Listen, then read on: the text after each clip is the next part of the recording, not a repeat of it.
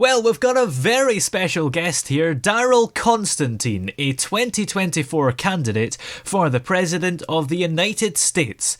He seeks to move the US once again towards traditional Christian values in his quest to make America stronger, safer, and more productive of conventional family values. And he's on the line here, of course. Good afternoon, sir. Hey, good afternoon, Toby. Thanks a lot for having me. I like that introduction. Very nice. Yeah. You're a very nice young man. What country are you shooting out of, by the way? I'm coming from the United Kingdom. I believe we have a special relationship. Yes, we do. That's terrific. Yeah, I hope yeah, it's going to lovely. still be strong with you. Oh, it'll be much stronger, in fact, than it's been, because we're going to be working together to encourage the good sides of both of our countries. Excellent.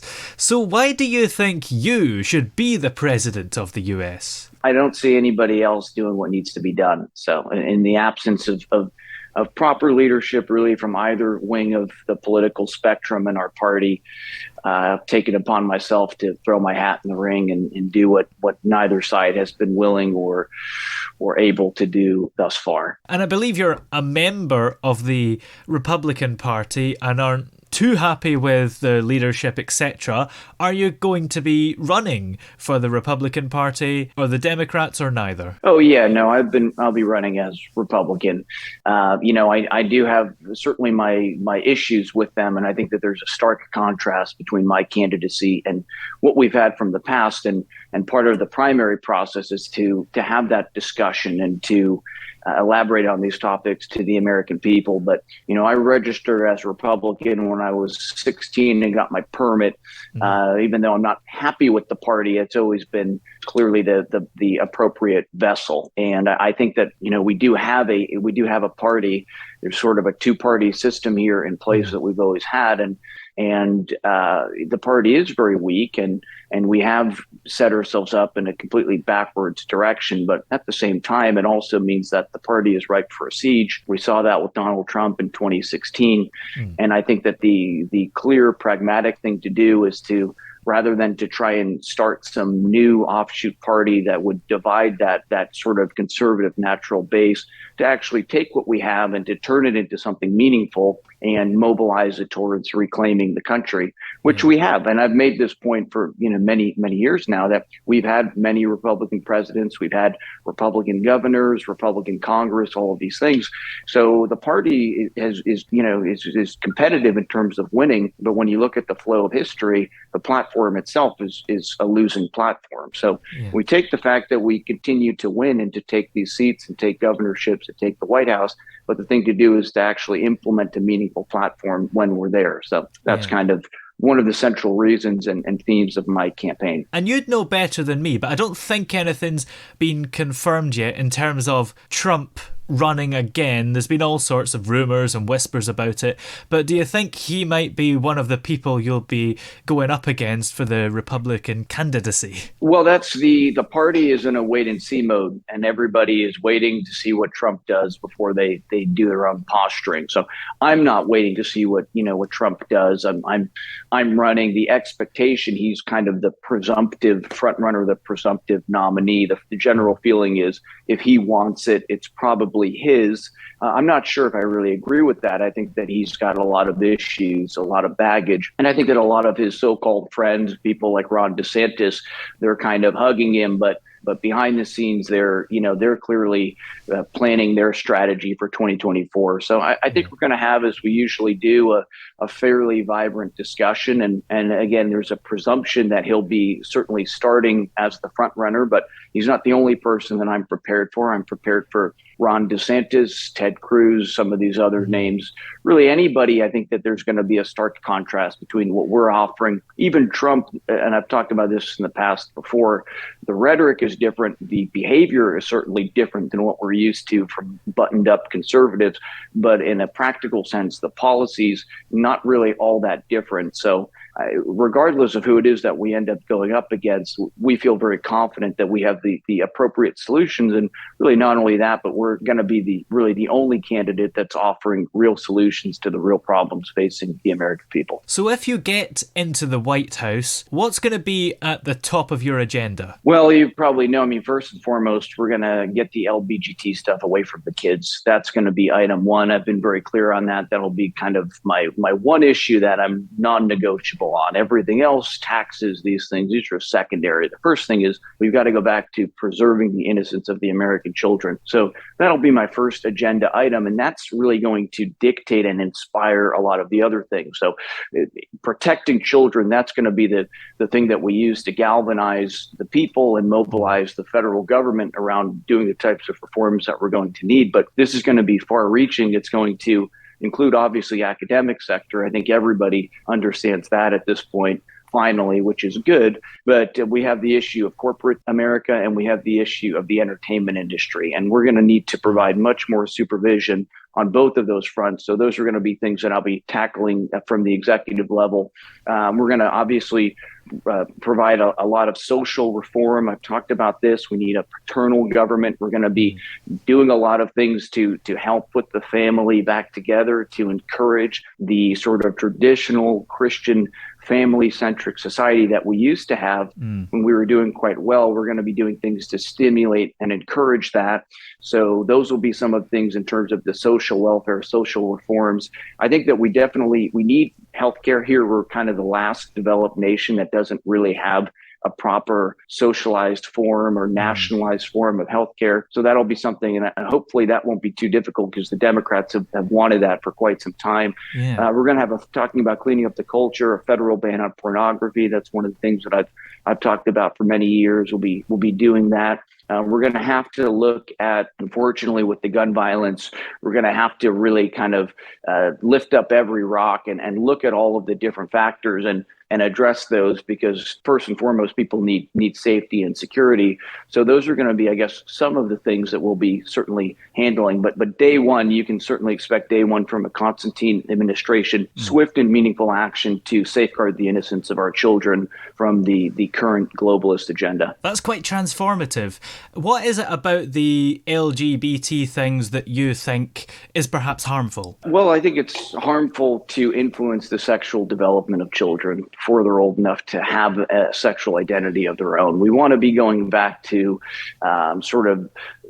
certainly on the outside and on the fringes, that there is liberties and things occur, but the social tempo that we need to be setting is going back to a society that's encouraging things like chastity and sexual education should be oriented around educating towards the values of saving these things for marriage and looking for proper commitments and relationships for these things. So this is kind of the tempo we want to be doing. We want to be getting away from what we're doing currently, which is we're kind of introducing 5 and 6 year old children to conversations that this is just totally out of left field. So I think that the question of why do we want to protect children from people that are desiring to impact their sexual development in perverse and deviant manners, I think that that's a little bit self-evident as to why we would do that. I think the better question would be, why in God's name have we been doing something like this? And I do, because the rhetoric on this is, for me, it's a pretty black and white topic. And I do also want to make some allowance here for people, because people do evolve on issues, and this is something that people are going to evolve on very quickly. So I do want to let people know, like, if you've been going in this direction, it's okay to pause, and you can still come back from this. We haven't come to that point yet where we're prosecuting on these matters. So I would encourage people to take a lesson from history, which is that nobody, I guess I shouldn't say nobody, there's always somebody, but generally speaking, people that we regard as history's villains, they don't think of themselves in those terms. They think that they're doing something good until somebody tells them they're not. And a great example of that in the United States is, we had slavery, which everybody has had slavery in all sorts of cultures. But in the United States, ours has obviously been very well documented. I think everybody knows about that. And, the slave owners, they weren't thinking that they were doing something that in 300 years people would be tearing statues down for, but they are. And this is kind of my message to people. I really step back from this topic, okay? Because I do understand that the impulse is we've been trained to view this. We talk about things like manufacturing consent. We've been trained to look at this from the prism of this is loving and compassion.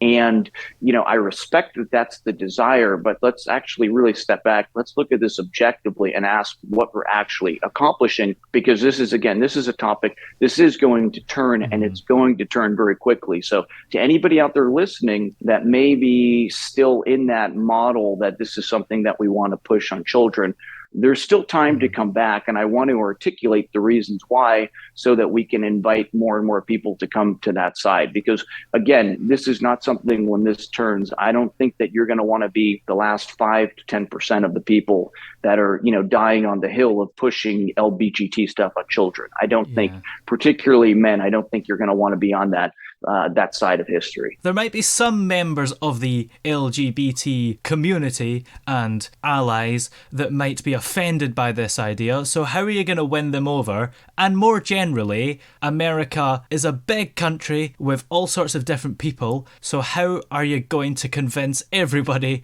to vote for you? Well, you don't have to. You just have to convince 51% to vote for you. Okay. And, I guess my thing is I'm not really interested in convincing people that think that pushing sodomy on children is positive. I'm not really interested in their votes. This is also a new thing for Republicans. So I'm not going to do the counterintuitive thing, which is to bend myself into a pretzel to try and get 0.0% of the vote, 0.02% of the vote, or something of that nature. I don't have anything against adults that are living in this lifestyle.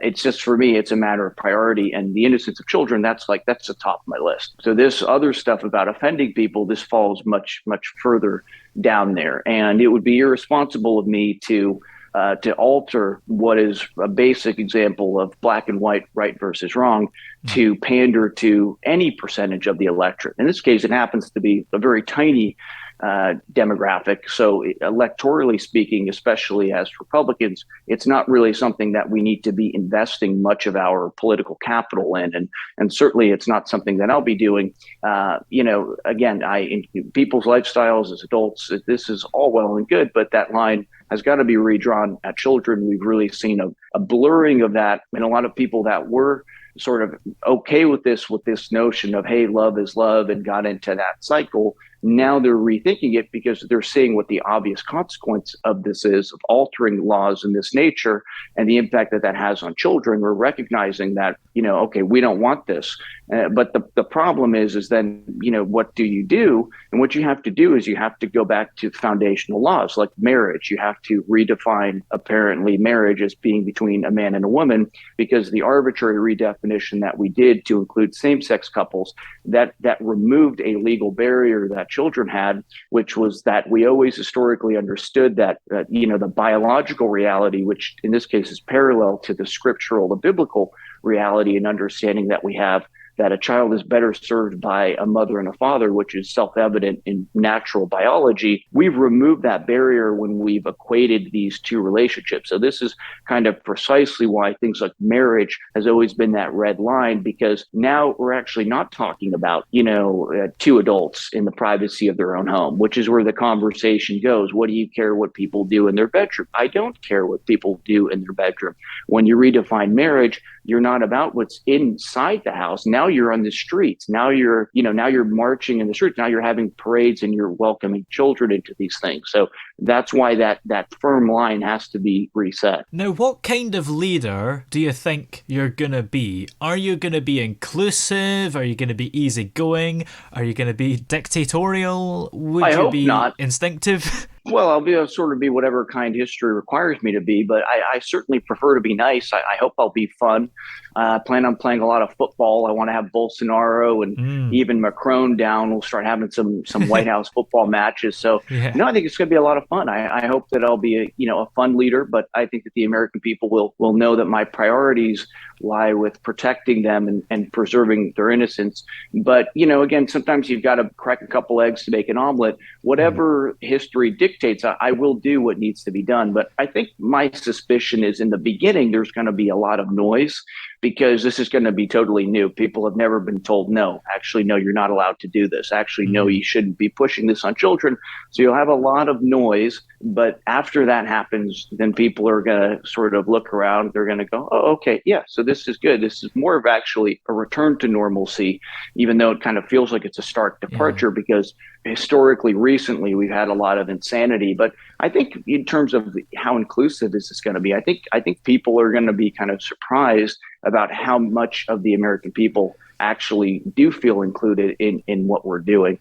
Look at me with my hand motions. I'm slapping the table and the phone's wobbling around. So, but yeah, I think it'll be mostly fun. We'll have some bumps in the road, but I think it's going to be a fun and positive administration and era for the American people. Who would you say has influenced your style? I get asked this question a lot, and it may be a little bit surprising. People will say, you kind of sound like this person or that person. And that's kind of all well and good, but I don't pay too much attention to contemporary thinkers. Really. So if there are some parallels, I think that what that speaks to is some foundational truths that are out there. And I think that that's something that, maybe reaffirms something that if other people that are looking at things objectively are arriving at similar conclusions. But, who's influenced me? I've been more influenced by, athletes. I was asked in the prior podcast who one of my heroes is, and I kind of forgot. My biggest one is Bill Belichick, the coach of the Patriots and the architect of the Patriots dynasty. The level of integrity that he has brought to that team, and against a lot of media criticism and just a willingness to stay the course. So, I'm more motivated and inspired by people that are actively engaged in things. And really our political dialogue is it's pretty boring and it's pretty low level. So there's not a lot in the American political conversation that's influential to me. I mean, I'm not one of these guys that sits around reading books upon books. I wish I could be, but most of what I look to for inspiration is the perfect example of Christ. Of course, we can't reach that level. We just do the best that we can to get there, and he carries us the rest of the way. So Christ, to me as a person, that's the guy that I've been directed to look at for inspiration, philosophy, like all of that. So he's that perfect example. And then kind of things that I look to is just like, athletes, Romario from Brazil, Roberto Baggio, a lot of Alexander Ovechkin, just always scoring goals. So people like that, these are people that have influenced and inspired me. Do you think American politics needs cleaning up? Yeah, I think it certainly needs cleaning up. I mean, these are softball questions, right? I mean, I think we can do a lot better. I think we can be much cleaner, much more transparent. And there are some really, really disturbing and concerning allegations that are out there about some of the things that have occurred behind the scenes, bipartisan manner from both parties. And, I hope this stuff isn't true, but I think that we want to certainly look at some of these things, and we are going to have to open these things up. And a great example we have is with Trump and the stuff with the documents. And my general feeling on that is this guy's clumsy. So do I think that it's impossible that he did something illegal? No, I don't think that at all. I do think we have an interesting question about, did the Clintons do anything that should be looked into? Did the Bushes do anything? And I think probably all of these guys have things that we need to look into. So rather than kind of playing the violin for Donald Trump, I think that as president, I'll be looking to, okay, let's look at these other administrations too. Let's look at the actions of the Clintons. Let's look at the Bushes. Let's look more into all of these things. And if there are things in there that are of interest to the American people, certainly we'll be wanting to share those. And I think they're entitled to that. Now, here's a not so softball question for you. How are you going to solve the situation in Ukraine? Well, that's not a softball question at all. I think the first step will be to behave normally as a nation geopolitically. And I think that the United States to the rest of the world, I don't think they know what to make of us. So we sort of look very schizophrenic because one minute we've got this crazy orange man tweeting every 5 minutes. And then, a few years later, we've got transsexual generals and lesbians and soy boys running our military. So I don't think the rest of the world really has any idea what they're going to get from us. So I think it's kind of going to be good to come back to some meat and potatoes aspects and to understand what's going on, to understand some of the concerns rather than courting nuclear war with a nation like Russia. I don't think that we want to be doing that. I think we want to step back and say, okay, what are the problems here? And I think you're going to find some interesting parallels, because I think a lot of the tension in that region has to do specifically on some of these topics. Eastern Europe, Russia, they're one of the sort of last parts of the world where they've made it very clear on specifically this topic. We don't want the sodomy pushed on the children. And this is when the geopolitical stuff kind of realigned against them. It's not really a continuation of the Cold War animosity between the West versus the East, although it does continue that historical trend, but it's kind of a reversal of what that energy is. It's not a right-wing hawkish aspect. It's a left-wing desire to kind of take this part of the world that says, no, we don't want to completely disorient, confuse, and humiliate our people. We want to preserve their identity by hook or by crook. And so we have a natural interest in obviously undermining that the way that we're currently aligned. And Ukraine is a very useful puzzle piece in that sense, because it's this little country that's right next door with tremendous shared cultural history with Russia. And, we can sort of offer them all this money, come in with us, join our clique.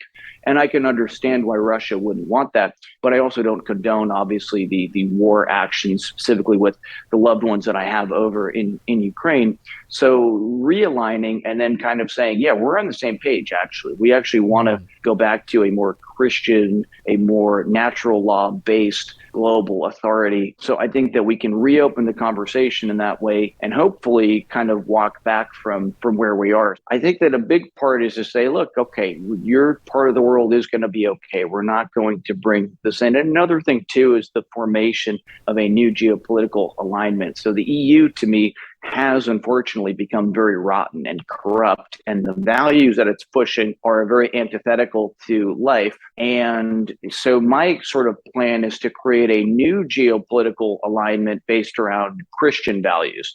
So probably countries like Ukraine and Russia, maybe we can bring them in together into this new clique and say we're going to be on the same team together. So nobody's feeling tension about who's coming over to our side. We've had unintended consequences for both sides. I don't think that Russia wanted millions of lovely Ukrainian women fleeing the country to parts of Western Europe. I don't think that that's the direction that they want.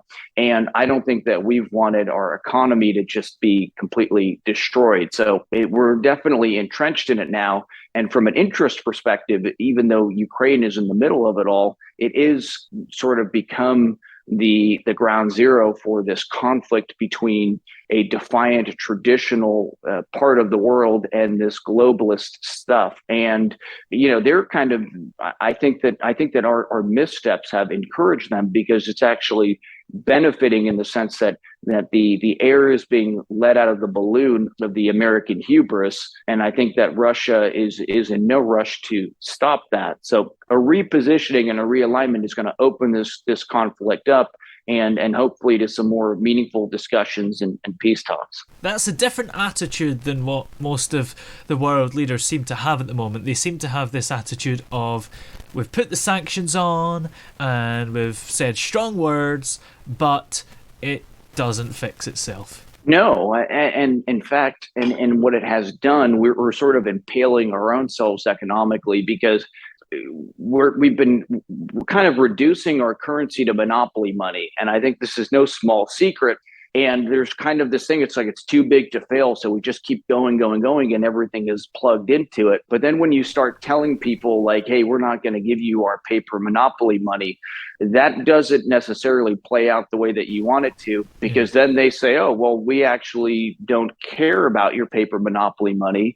We operate in oil and real commodities. And in fact, you begin to encourage something that would be very destructive, which would be an actual moving away from the dollar as the global currency. So it's a game of chicken on a number of fronts that we're playing. And, we're not really very well positioned to go into something like that. So, and the whole way that we managed it, pantomiming what we were going to do ahead of time, we told Putin we weren't going to do anything to stop him. If he does this, and we think he's going to, we're going to issue him a very big speeding ticket.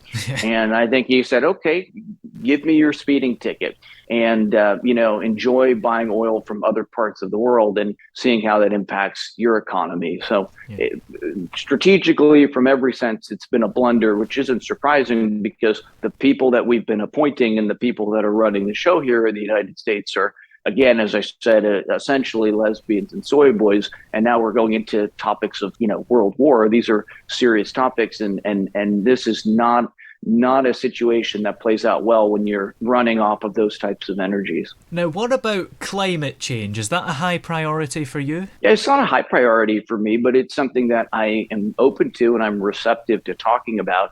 I've said this, I'm not a scientist. As I said earlier, I'm not Mr. Books over here. Yeah. So I don't have like a very strong opinion about this one way or another. I know that conservatives just, it's all a big hoax, it's all a lie, and this or that. But I have a natural interest in having a more beautiful world. So I like to see things that are aesthetically pleasing. I like to be surrounded by nice things. I don't want the world to be a big smoggy strip mall. So just on that aspect of it, it's of interest to me to have that conversation. And again, this is a topic to me where I almost encourage having a dialogue because this is a healthy thing to hear from a left wing. When we go into that fundamental thesis about a masculine right wing and a feminine left wing, this is a healthy thing to hear from the feminine side. Like, hey, you're polluting, you're making the world ugly. Well, let's encourage clean energy so that we don't use things up.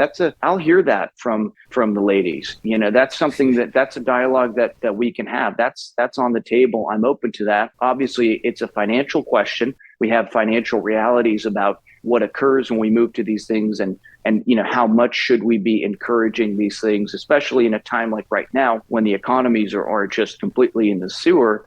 I don't know if this is necessarily the time that we want to be funneling trillions of dollars towards, rushing to get in these directions. But just in a philosophical sense, I'm not opposed to getting greener, getting cleaner, these types of things. This becomes, for me, it's not really a topic I spend a lot of time on because it becomes a math problem, really. It's the same thing like taxes. I can tell you a rough philosophy, but to me, it's very irresponsible when politicians just come out with these plans like 999 or just throw out some numbers. This is a math problem, and this is something where I want a room full of physicists that are doing the math and telling me at what pace should we be moving to these things.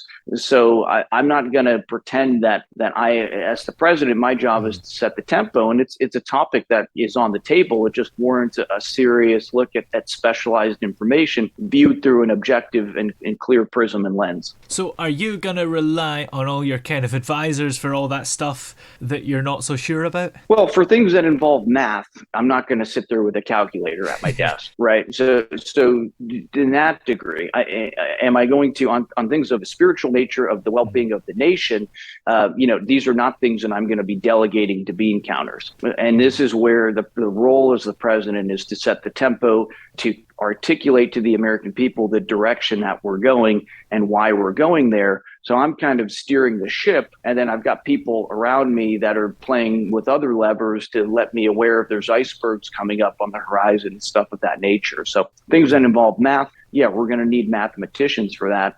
But the big picture stuff, this is stuff that the buck stops with me, and defending children, stuff like that. That falls under that side of it. So what are the next steps for you from today onwards? How are you going to get the publicity and make sure that you've got that candidacy? Yeah, so basically my immediate strategy, I actually can't formally file until after the midterms.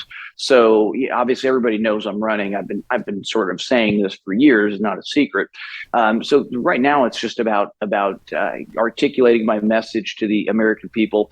I do have a little bit of an unconventional approach in that I'm not really too interested in courting either of the traditional right or left wing media outlets. I'm kind of bored and disinterested in with them. I'm more interested in just having organic conversations with real open minded people such as yourself and many others, and building a sort of campfire of dialogue around that and growing off of that. And kind of the neat thing about the age we live in, with everybody having podcasts and internet media and stuff like that, I kind of had it in my head that I was going to drop like 250K or so to get this thing started. But I don't really see any need to do anything right now other than what I'm doing, which is communicating with people. And eventually, God willing, that noise becomes loud enough that we start getting onto venues that are, have a substantial audience, and then it becomes a little bit too loud for the parties to ignore. And the other side of this too is that the mainstream, they don't want to hear this message. So if I go knock on the mainstream door too early, they're going to say, oh, we got to get away from this guy. He's trying to actually solve the problems. He actually wants to do meaningful things. We don't want that. Let's put him on the blacklist. Instead, the plan is it's got to get so big that, they can't really avoid it.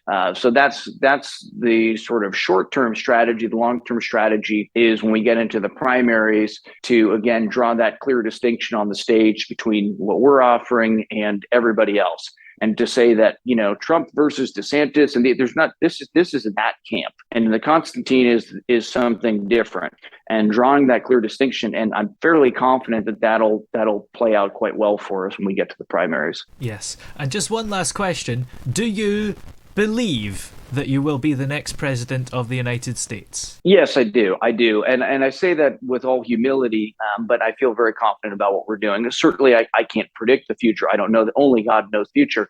But looking at things objectively, I think that what we're offering is just substantially leagues ahead of what either side has been giving to the American people.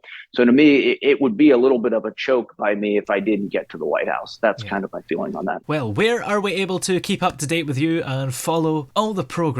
Constantine2024.com. That's it. I don't do the social media stuff. Just go to the website and just keep looking for me on YouTube and stuff like that. We're doing stuff every day. So there'll be new conversations popping up all over the place. Excellent. Many thanks for talking to us today, Mr. Future President. Thank you, Toby.